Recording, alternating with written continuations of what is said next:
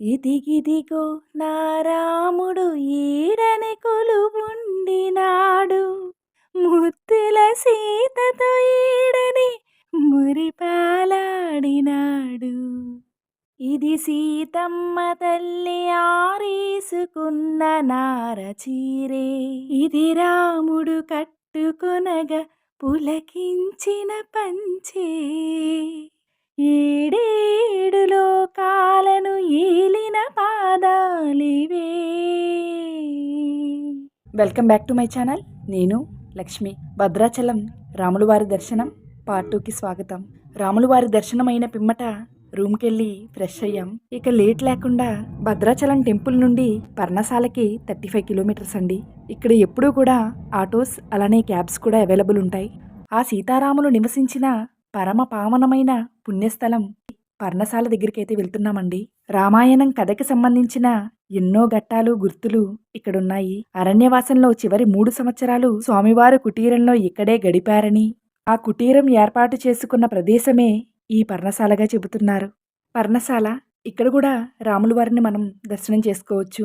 ఎక్కడా కూడా కెమెరాస్ అనేవి ఎలవ్ లేదండి. ఉన్నంత వరకు విజువల్స్ని క్యాప్చర్ చేయడానికే చూస్తున్నాను, మీకు అందించడం కోసం ఏదో నా ఈ చిన్న ప్రయత్నం. ఇక్కడ గుడిలోని విగ్రహాలు కూడా రాములవారు, లక్ష్మణవారు సీతమ్మ తల్లికి భద్రత ఇస్తున్నట్లుగా, ఒక రక్షణలాగా ఉన్నట్లుగా అనిపిస్తోంది. ఇదంతా అటవీ ప్రాంతం అవడం వల్లనో ఏమో విగ్రహాలను చూస్తే అలానే అనిపించింది నాకు.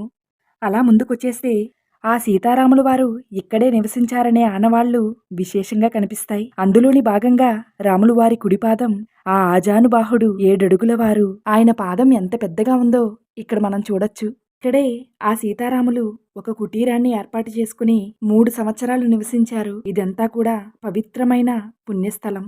సీతాపహరణం, రావణాసుడు వచ్చి సీతమ్మను మట్టితో సహా పెకిలించుకుని తీసుకువెళ్లిన దృశ్యాన్ని ఇక్కడ విగ్రహం రూపంలో చూపించారు. దిక్కుతోచని స్థితిలో ఆమె ఉండిపోవడం, ఇవన్నీ కూడా అలా కదలాడుతూ మనసుకు చాలా బాధగా అనిపించిన కథనం. ఆ సీతారాములు వారు ఇలా ఈ అటవీ ప్రాంతంలో ఎన్నో కష్టాలు పడ్డారు. అందుకే ఇక్కడ రాములు వారు శోకరాముడిగా పిలువబడుతున్నారని చెప్తున్నారు. అందుకోసమే భక్తులు ఎటువంటి కష్టంతో దుఃఖంతో ఇక్కడికి వచ్చినా ఆ కష్టాన్ని ఆ సీతారాములు తొలగిస్తారని ఇక్కడ గట్టి నమ్మకం. ఇక్కడే గౌతమి తీరం అంటే గోదావరి నది ప్రవహిస్తూ ఉంటుంది.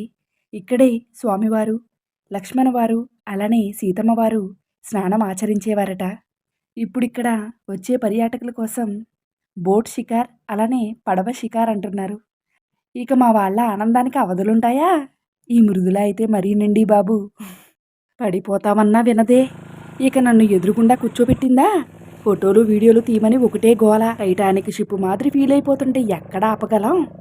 అసలు ఆ స్టిల్స్ చూసారా? ఏదేమైనా అల్లరి భలే అందంగా ఉంది కదూ.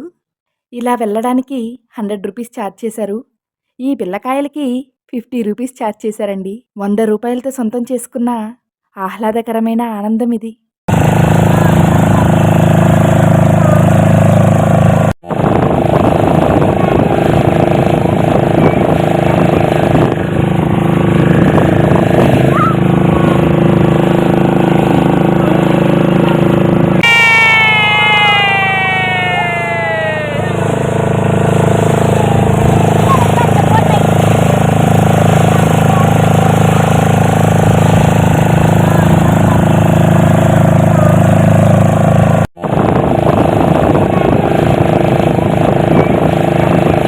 అందరం సేఫ్గా పడవ షికార్ అయితే కంప్లీట్ చేసుకున్నాం.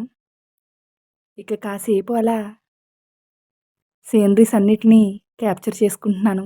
చూడండి, చూడడానికి ఎంత అందంగా ఉందో. ఇక రిటర్న్ అయిపోతే ఇక్కడే ఈ పర్ణశాల దగ్గరే మనకిలా సంతలాగా ఏర్పాటు చేశారు. చెక్క బొమ్మలు ఎంత చక్కగా ఉన్నాయో చూసారా? కాస్ట్ అయితే చాలానే చెప్పారండి.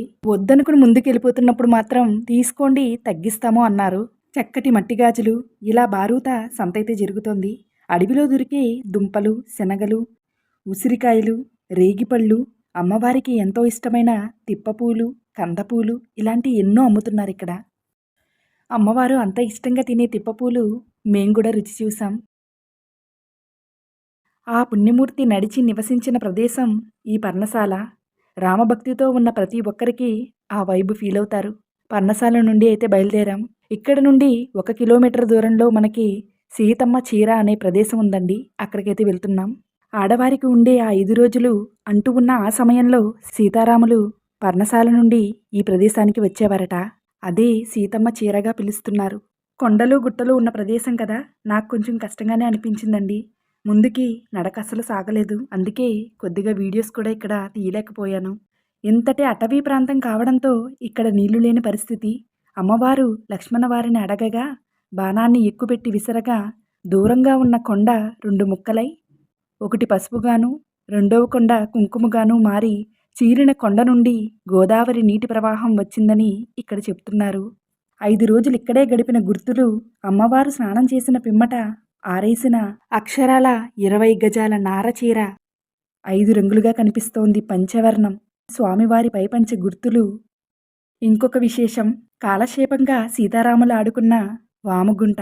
అప్పటి గుర్తులు ఇంకా ఇలా ఉండడం, అవి మనం ఇలా చూడడం నిజంగా మన అదృష్టమనే చెప్పాలి. ఇక్కడ అడవిలో దొరికిన పళ్ళు దుంపలు తినడానికి ఆ పుణ్య దంపతులు ఉపయోగించిన రాతి పళ్ళెం. భర్త ప్రేమగా చూసుకుంటే భార్య ఇలాంటి ఎన్నో కష్టాలు ఎదుర్కొంటుంది. పచ్చడి మెతుకులు పెట్టినా అమృతంలా భావిస్తుంది. కాదంటారా? ఇలాంటి సందేశాన్ని ఇచ్చే ఎన్నో గుర్తులు ఇక్కడ మనం చూడవచ్చు. ఇదంతా కూడా దట్టమైన అటవీ ప్రాంతం. అమ్మవారు స్నానం ఆచరించే సమయంలో రాములు వారు అక్కడ కూర్చుని కాపలా కాసేవారట. ఆజానుబాహుడి రాతి సింహాసనం అక్కడ దర్శనం చేసుకుని బయలుదేరాం. ఇదంతా కూడా దట్టమైన అడవి ప్రాంతం. ఇప్పుడు చాలానే డెవలప్ చేస్తున్నారండి. ఇలా రిటర్న్ అవుతున్న దారిలోనే మనకి చిన్న అరుణాచలం క్షేత్రం అయితే ఉందండి. ఇది చాలామందికి తెలీదు. మన ఛానల్ని ఫాలో అయ్యే వాళ్ళకి ఇది మంచి ఇన్ఫర్మేషన్ అనే చెప్పాలి. చక్కటి శివయ్య దర్శనం పిమ్మట మేము స్టే చేసిన రూమ్ దగ్గరే ఈ రెస్టారెంట్ అయితే ఉందండి. డీటెయిల్స్ తర్వాత చెప్తాను. చాలా ఆకలిగా ఉంది సుమా. ఈ ట్రిప్లో స్పెషల్ అట్రాక్షన్ ఈ చిట్టి తల్లే. నా మనసుని గెలిచేసిందంతే. ఇంకా హుషారు తగ్గలేదు మరి. మార్నింగ్ స్వామివారి దర్శనం అయిన పిమ్మట తిన్న టిఫిన్ తర్వాత అంతా కూడా మంచినీళ్లతోనే కాలక్షేపం చేశాం. ఇప్పుడు మాత్రం చాలా ఆకలిసేస్తోంది. రైస్ మాత్రం వేడివేడిగా తీసుకురమ్మని చెప్పాం. ఇక అందరం కలిసి ట్రిప్పు కబుర్లు చెప్పుకుంటూ భోజనం చేశాం. ఈ ట్రిప్పు మా అందరికీ ఒక చక్కటి జ్ఞాపకం. ఫన్నీగా చెప్పాలంటే మా అందరికీ అన్నం కూర పప్పు చారు ఉంటేనే భోజనం. ముందు భోజనం కన్నా కూడా ఈ సాంబార్ బకెట్టు అందరికీ తెగ నచ్చేసింది. భలే బుజ్జిగా బుల్లిగా ఉంది కదూ. దగ్గరలో ఫుడ్ కూడా చాలా బాగుంది. Annamayya kitchen restaurant. ఇక రూమ్కి అయితే వెళ్ళి రెస్ట్ తీసుకున్నాం. నెక్స్ట్ డే మార్నింగ్ ఎక్కడికి వెళ్ళాం, ఏం ప్లాన్ చేసామన్నది పార్ట్ 3 వరకు వెయిట్ చేయాల్సిందే. Stay tune. Unique diaries Lakshmi.